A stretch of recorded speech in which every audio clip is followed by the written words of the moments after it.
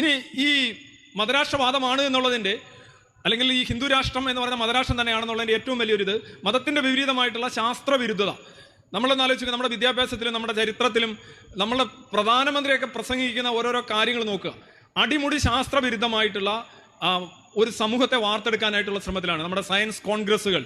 ഇത് ഒരു ഇങ്ങനെ ഇപ്പോൾ ആളുകൾ എവിടെയെങ്കിലും പറയുന്നത് കേട്ടിട്ടുണ്ടോ?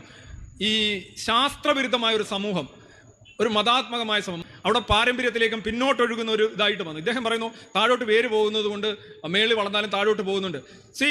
നമ്മളുടെ സമൂഹത്തിൻ്റെ മുന്നോട്ട് പോക്കിനെ തടയുന്നു എന്ന് തന്നെയാണ് മതം. കാരണം മതത്തിൻ്റെ ഒരു വിഷയം അത് പൂർവ്വകാല മൂല്യങ്ങളുടെ ഒരു സംഭരണിയാണ്. അതിൽ ചില മൂല്യങ്ങൾ നമുക്ക് ഉപയോഗിക്കാമെങ്കിലും നമ്മുടെ സമൂഹത്തിന് മൊത്തത്തിലുള്ള ഒരു എന്താ പറയുക ഹാൻഡ് ബ്രേക്ക് ആണത്. ഈ ഹാൻഡ് ബ്രേക്കിനെ കൂടുതൽ ശക്തിപ്പെടുത്തുന്ന ഒരു ഭരണമാണ് ഇവിടെ നടക്കുന്നത്. ഇപ്പോൾ നോക്കുക, BJP ഗവൺമെൻറ് വന്നതിന് ശേഷം ശക്തിപ്പെട്ട കാര്യങ്ങൾ നോക്കുക. മത റിവൈവലിസം, പുനരുദ്ധാരണങ്ങൾ, പഴയ ആചാരങ്ങൾ, അനുഷ്ഠാനങ്ങൾ. ഇപ്പോൾ യോഗ എന്ന് പറയുന്ന സംഗതി, യോഗ ഒരു എക്സസൈസ് എന്ന നിലയിൽ ഒരു മൈൽഡ് എക്സസൈസ് ആണ്. പക്ഷെ അതെങ്ങനെയാണ് അതിവിടെ ലോകത്തെമ്പാടും പടർത്തുകയും ഇന്ത്യയിലെമ്പാടും പടർത്തുകയും സ്കൂളുകളിൽ അടിച്ചേൽപ്പിക്കുകയും ചെയ്യുന്നത്? അത് മതാത്മകമായിട്ടും മതം പറഞ്ഞാണ്. അതിൻ്റെ ഗുണങ്ങളല്ല സാധാരണ എക്സസൈസ് ആളുകൾ ചെയ്യില്ല. ഇപ്പം ഈ യോഗ എന്ന് പറയുന്ന യഥാർത്ഥ ഒരു കംപ്ലീറ്റ് എക്സസൈസ് ഒന്നും അല്ല. യോഗ യഥാർത്ഥത്തിൽ ഈ പതഞ്ജലിയുടെ ഘട്ടത്തിലുള്ള യോഗയൊന്നും അല്ല ഇന്ന് ഈ സ്കൂളുകളിലോ അല്ലെങ്കിൽ യൂണിവേഴ്സിറ്റികളിലോ പ്രാക്ടീസ് ചെയ്യുന്നത്.